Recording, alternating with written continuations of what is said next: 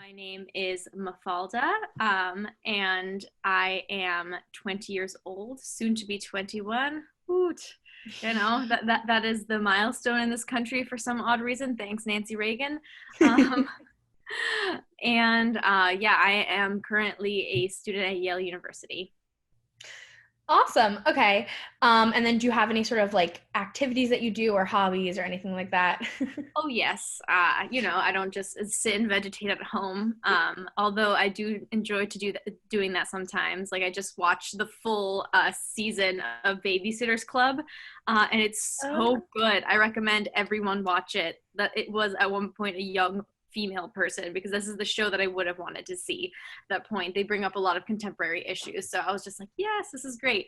But yeah, besides watching a ton of Netflix, I also enjoy painting and drawing and graphic design. I do a lot of layout for the for on-campus publications, so that's a lot of fun. And one of my primary activities is being president of Disability Empowerment for Yale, abbreviated DeFi. I wasn't always president. It's the leadership switches over, but I've been a member since freshman year, and it's been an absolutely amazing experience. I've made some of my best friends there. So yeah, that's one of my main sort of things that I've been doing lately. so for people watching who may not know much about sarcoma, do you mind just telling everyone what you know about what sarcoma is, sort of in your own words? Yeah, so here's a funny way to frame statistics, and this is why I don't put that much stock in statistics. There are two types of sarcomas that happen most commonly in young adult cancer. There's osteosarcoma, which happens mostly in the bone itself. And then there's Ewing sarcoma, which mostly occurs sort of around the bone, mostly in the long bones, like your tibia, fibula, femur, in my case, or like your arm bones, so to speak. So your arm and leg bones are the most common sites, but it's not exclusively in the bone. It kind of like weaves its way into the soft tissue as well.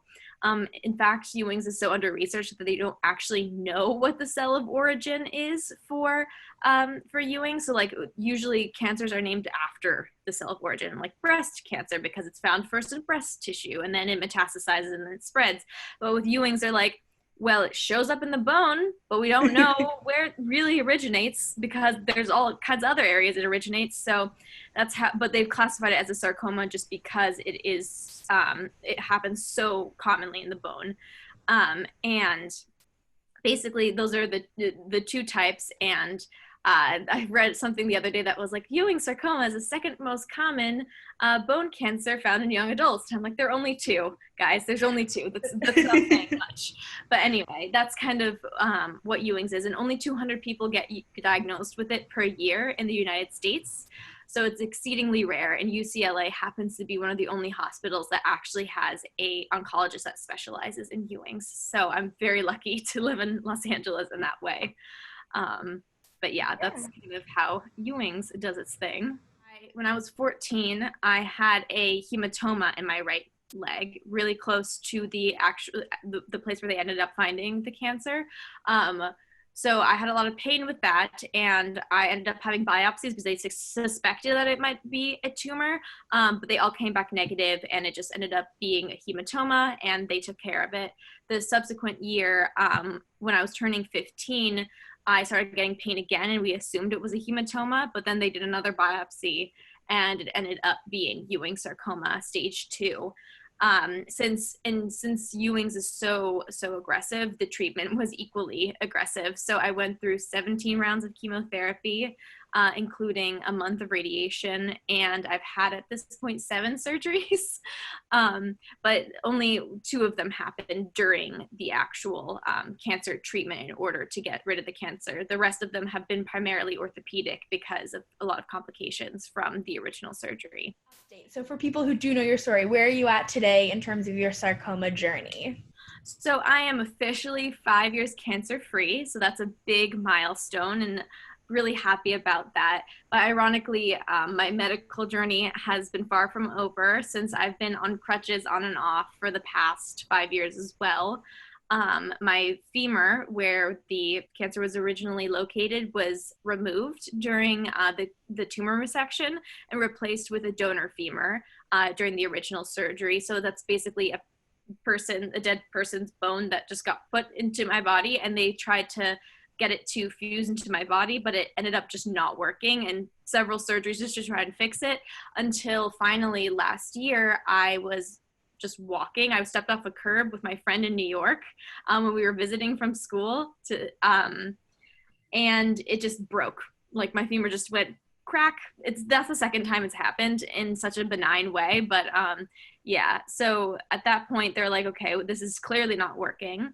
So in January, right before Corona hit, actually, I had a reconstructive surgery where they took my fibula, which is kind of the small bone that's right next to your shin, and they took that out and they reattached it to my femur area to reinforce that area, and they revascularized it, which means that they attached all the blood vessels that were originally on the fibula to the area around my femur, because I had poor blood flow in that area because of the tumor resection.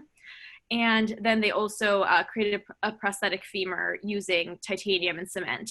So it's a fusion between biological and non-biological material. So hopefully it'll last longer than a knee replacement or something like that. I was originally in college, I was originally like a MCDB, which stands for molecular, cellular, and developmental biology major. But now I'm a cognitive science major because brains are awesome. Amazing. Also, there's definitely never a good time to get a surgery like that, but it's great that like if you had to take a semester off, it's literally in the time when everyone else had a super short semester anyway. Exactly. Okay, speaking of brains, I guess how has, and this is a huge hefty question that I can't really answer, but how has cancer sort of impacted your life in other ways than just sort of the cancer itself? Oh, so much. Like that's the thing though. You expect it to not. You expect Right. it to be this very isolated experience. Um, but I like to compare it sometimes to military service in a sense, because even though like yes, it is an isolated experience and like the extremity of the situation is like capsuled in the medical part, but then when you come back to civilian life, like even if you don't have physical not everyone who goes through cancer treatment has like the same surgery history as me, but that doesn't make it invalid that you are still struggling with a lot of the after effects. Like long-term side effects are so real: chemo brain, neuropathy, insomnia, nausea because of certain foods that trigger your nausea. Like that stuff lasts for such a long time, and PTSD is something super common for people who have survived cancer. So I mean, including myself, I mean, I've experienced every single one of those things on the list, like check, check, check. So yeah, it's not, even though I'm celebrating 5 years out from cancer treatment, it doesn't feel like it's been that long. It still feels very close, and it's I mean, if you're talking percentage wise, it's been a quarter of my life, that I've just been dealing with cancer and that this has been my life. So I don't know. I like to make space for that because for the longest time I tried to ignore it, like when I went back to school after cancer treatment, I was like, I'm fine. I'm going to pretend everything's fine. I don't need any help. I don't need anything extra, like nothing. And that was a big mistake.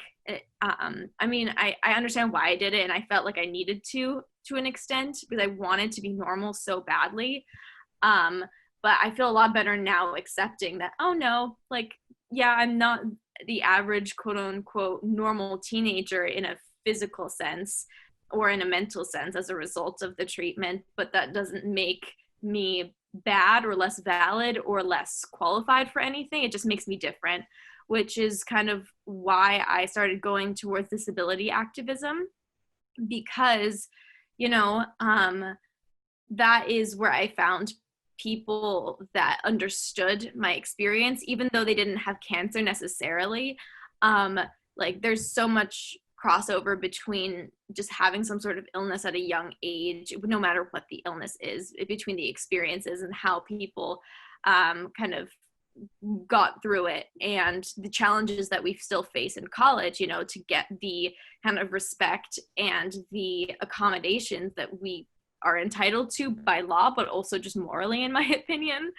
Um, but yeah, it's been extremely empowering to actually, for once, acknowledge, like, actually, no, this is not okay. And you know, and we as a disabled community deserve to be recognized. So yeah, that's been something that has been incredibly, incredibly life changing. Teen Cancer America has been invaluable, especially in the last point. It was kind of like the beginning of my involvement with activism in general, and promotion of the idea that, oh yes, young people don't just have cancer, but they can also be sick, and they also have long-term effects from all of this. It kind of embraced the holistic and more well-rounded social view of having cancer as a young adult, and made me feel validated in my experience.